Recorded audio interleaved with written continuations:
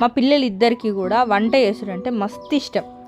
వీళ్ళ ఇష్టాన్ని కంప్లీట్ చేసేటందుకు, వీళ్ళ ఇంట్రెస్ట్ని ఇంకా కూడా ఎంకరేజ్ చేసేటందుకు సమ్మర్ హాలిడేస్ రాగానే ప్రతిసారి నేను మట్టి పాత్రలు కొనిస్తా వీళ్ళకు. ఇట్లా రియల్ కుకింగ్ చేసుకుంటా మెల్లమెల్లగా రియల్గా వాళ్ళకి వాళ్ళు కుక్ చేసుడు అనేది వాళ్ళు నేర్చుకున్నారు. ఇక ఇది చూసిన మా ఇంటి పక్క ఆమె ఎమ్మటనే మగపిల్లలకు అట్లాంటి ఎందుకు కొనిస్తాను ఫౌజియా, వాళ్ళు ఆడపిల్లల్లాగా బిహేవ్ చేస్తారు అని అన్నది. ఇక పచ్చిగా మన భాషలో చెప్పానంటే ఆడంగోళ్ళ లెక్క తయారవుతారు అని అన్నది. ఒకవేళ అదే కనుక నిజమైతే పెద్ద పెద్ద పెళ్ళిళ్ళల్లో వంటలు చేసేటోళ్ళు ఉండరు ఇవాళ రోజున, అండ్ 5 స్టార్ హోటళ్ళల్లో చెఫ్లు కూడా ఉండరు.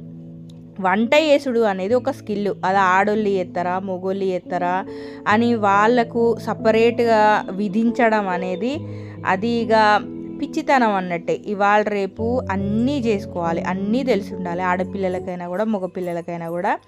నా వరకు నేను ఆలోచించేది అయితే ఏంది అంటే ఇవాళ రేపు అన్నీ తెలుసుకోవడం, అన్నీ నేర్చుకోవాలనేది ఒకటి. ఇంకొకటి ఏంటిదంటే ఒకరి మీద ఆధారపడకుండా అన్నిట్లలో కూడా ఇండిపెండెంట్గా ఉండాలి.